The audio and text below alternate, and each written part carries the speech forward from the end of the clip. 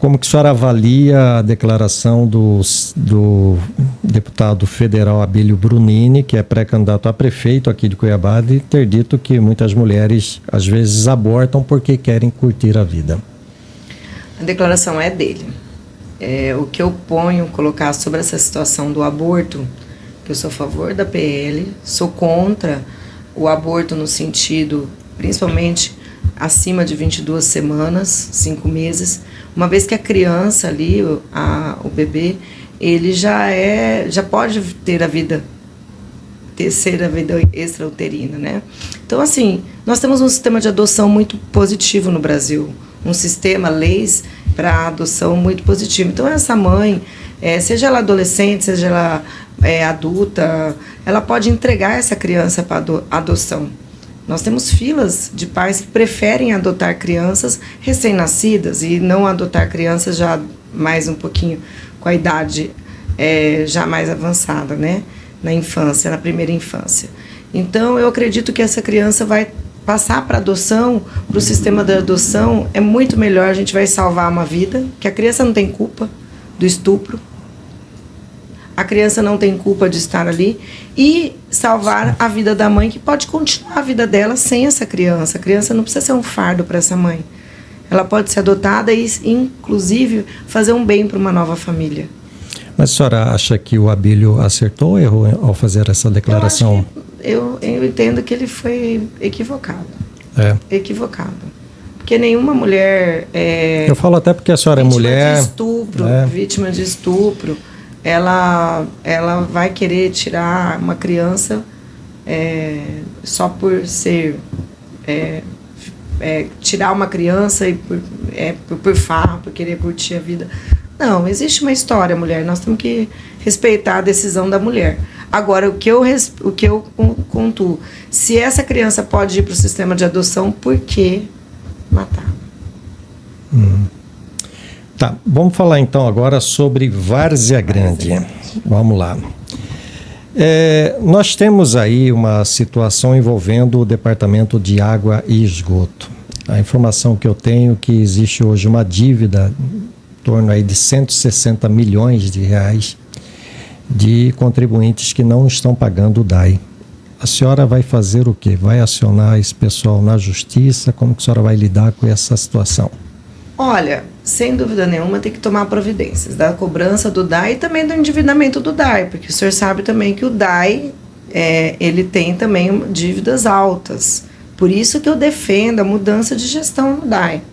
O Departamento Água de Esgoto nosso é um departamento que não consegue arrecadar, que não consegue entregar o produto, que não consegue tratar o esgoto do município, não consegue pagar suas dívidas também, porque nós temos ações judiciais aí da própria Energisa contra o Departamento de Água e Esgoto, que é milionária.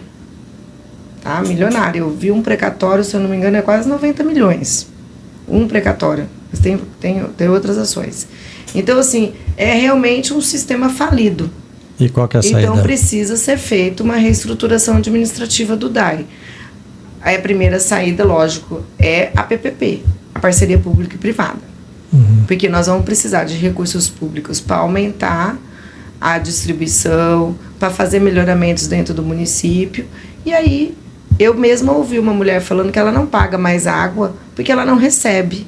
Ela paga o boleto, ela pagava o boleto e comprava o caminhão de água. E comprava água, com caminhão pipa, né? Então, assim, o consumidor está insatisfeito com o DAI. Essa dívida, o quanto dessa dívida que o DAI está falando que tem dos consumidores e que efetivamente ele entregou a água. Será que ele entregou água para esses consumidores? Eu te pergunto. Eu não sei. Porque eu vi muita gente que paga boleto e ainda compra caminhão de água. Então, é uma falta de gestão. Como que você vai cobrar se você não entrega o produto? Fato. Quando a senhora fala parceria público-privada, a senhora está tirando, então, a possibilidade de privatizar o DAI. Não, parceria pública e privada não é privatização. Não, pois é. A senhora quer tirar a ideia de privatizar. A privatização até veio no meu primeiro momento. Porém, não dá. Porque, assim, a gente vai precisar de muitos recursos ainda, estudando sobre o nosso sistema de distribuição, nós vamos ainda ter que investir muito. Ter o dinheiro público é essencial. E no PAC, no novo PAC lançado pelo governo federal em 2023, é possível fazer. Porque no caso da PPP, mesmo que uma empresa privada toque, o município ainda tem um controle. O controle. Sobre e o ainda pode vir o recurso público. Também em contrapartida com o recurso privado. Porque vem recurso dos dois lados. Em quanto tempo isso? E além da administração também. Em quanto tempo a senhora acha que isso... Eu acho que eu estava vendo uns cases de sucesso, vamos chamar assim. Mato Grosso do Sul demorou 2 anos para começar a funcionar e ter. De lá para cá, lógico que eu vou ter que ter uma administração. Nós vamos ter que ouvir os servidores, ver onde está o gargalo do DAI. Né? Porque ouvir os servidores é porque eles estão lá na casa, né? Então, ouvir os servidores, qual que é o problema do gargalo do DAI, o que está acontecendo, porque uma região tem água, porque outra não tem. Mas eu ouvi esse final de semana, sem dúvida nenhuma, eu ouvi uma mulher falando 1 ano sem receber uma gota de água. 1 ano. E ela pagando o boleto do DAI. Uma hora esse consumidor vai parar de pagar. Não tem produto, porque não tem produto. A senhora tem criticado o prefeito Calil Baracate sobre ter atendido ali me corrija se eu estiver errado, a troca do VLT pelo BRT. A senhora é contra o BRT? Não critico o Calil sobre isso. Vou esclarecer. O BRT é uma decisão política do governador. Foi sensato resolver aquele imbróglio entre VLT e BRT. Alguém tinha que tomar uma decisão e resolver. O que eu critico o prefeito Calil é que ele não está tratando de melhoramento da linha de distribuição, de circulação de ônibus. Então, hoje, uma pessoa que sai do Santa Cecília, por exemplo, ela demora 1h30 para chegar no centro de Várzea Grande.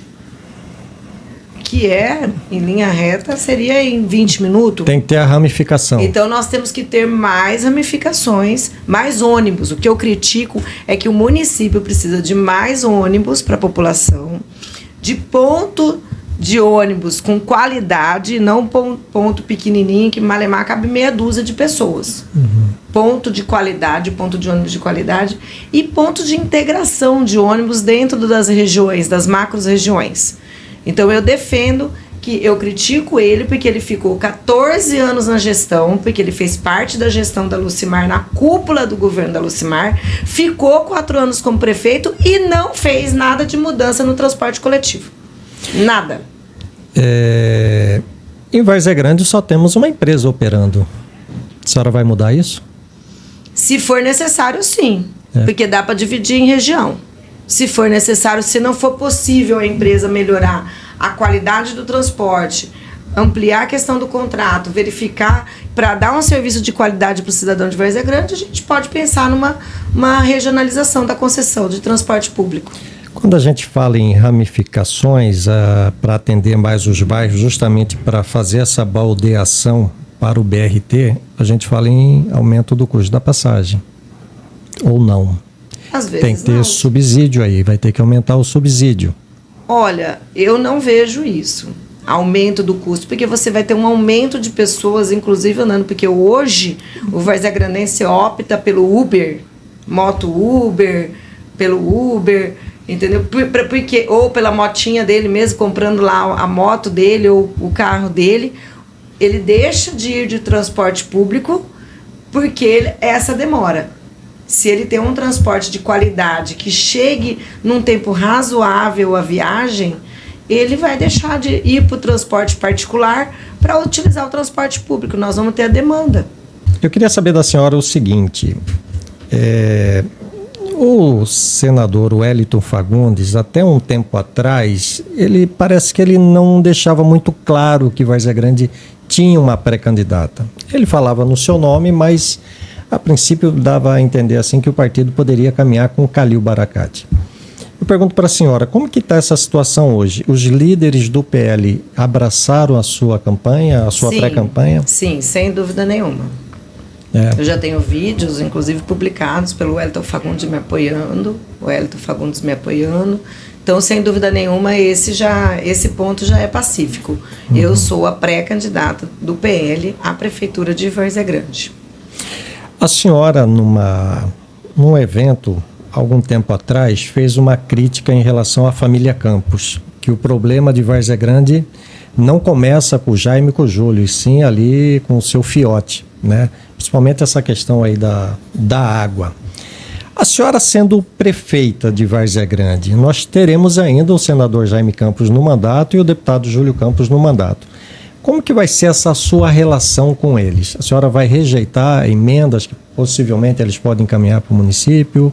Não, rejeição nenhuma. Se eles são senador ou deputado eles são senadores e deputados de toda a Várzea Grande, por exemplo, de todo o estado de Mato Grosso, né?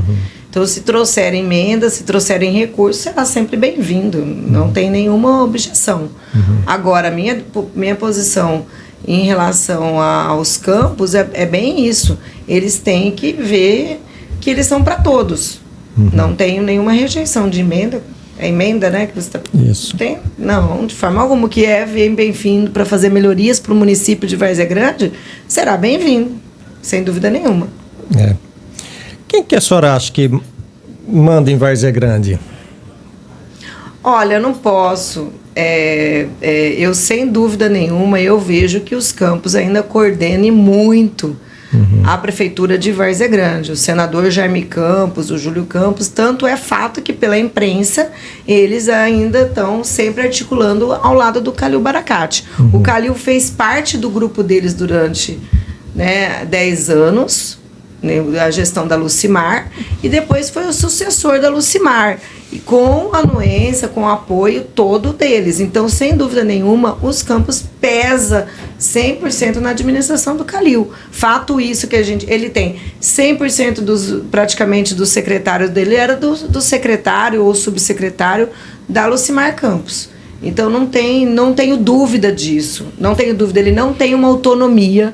O prefeito Calil não tem uma autonomia referente ao município de Várzea Grande se não consultar, se não aderir à postura do Jaime Campos ou do Júlio. Então, quer dizer que se a senhora ganhar, essa relação só vai ser institucional, só com emendas, mas sem eles frequentarem ali o Paço Couto Magalhães. Olha, como eles fazem hoje com o Calil? Não, de forma alguma. Somos grupos diferentes. Nós somos grupos de oposição. Então, nós somos grupos diferentes. Várzea Grande tem uma previsão de arrecadação de IPTU em torno ali de 150 milhões, pelo menos, quando são distribuídos os carnês. Mas arrecada muito abaixo disso daí, em torno de 30%, 40%, que daria em torno de 40 milhões, mais ou menos. Como reverter isso? Muitas áreas não são recolhidas IPTUs por falta da regularização fundiária, tá? Tem muitas áreas em nome de construtoras que não pagam, que já venderam o lote, já venderam o terreno, e o município não pontuou isso, não executou isso do proprietário, para o proprietário da imobiliária passar para o dono da casa agora. Então, nós tem que fazer uma correção nessa planta genérica do município. A exemplo disso, você vê, nós estamos com 4 residenciais no Minha Casa e Minha Vida que são invadidos. São famílias que invadiram porque não tinha sorteio, não terminava a obra, e invadiram. Essas famílias estão nesses 4 residenciais sem arrecadação. Sem pagarem o IPTU, porque não está regularizado. Então, nós temos que fazer a regularização fundiária do município para ampliar a regularização. Então, muitas áreas, bairros inteiros, ainda estão em nome de construtora, de incorporadora, que está aí nesse mote aí dessa perda de arrecadação do município. Tanto de áreas públicas invadidas, como de áreas como esses residenciais invadidos, como também de áreas que não são invadidas, mas são vendidos os lotes, os terrenos, e não tem a regularização dentro do sistema da prefeitura, até mesmo dentro do cartório. Porque as imobiliárias não regularizaram a documentação, não passaram escritura. Então, isso tem que ser levantado. Georreferenciado dentro da planta genérica. Que erro que o prefeito Calil Baracate comete que a senhora não vai cometer? O abandono da cidade, né? O Calil realmente ele abandonou a cidade. Você vai nos bairros periféricos ou nem tão periférico, você vê um abandono de limpeza, abandono de tratamento de esgoto, de rede de esgoto. Eu acho que esse abandono que é até um dos motivos que me faz estar aqui como pré-candidata à Prefeitura de Várzea Grande. Eu venho da minha cidade abandonada. Calil tem algum acerto? Acerto? Ele acertou alguma coisa dele, alguma coisa que ele tenha feito na gestão que a senhora vê como positivo? Não. Aí eu não vejo nada de positivo. Nada. Porque todos os pontos que eu vou pegar, saúde pública está um caos em Várzea Grande. Se a família não entrar na defensoria, não conseguir uma liminar para uma cirurgia ou para uma UTI, não consegue, morre. Não tem remédio nas unidades de saúde. Nós estamos falando água. A ETA veio pelo governador do estado, mas o Calil não fez o dever de casa. Do mesmo jeito que vinha uma ETA que trabalhou durante anos para ter as ETAs, ele não trabalhou para efetivamente levar a água para a população. Não levou.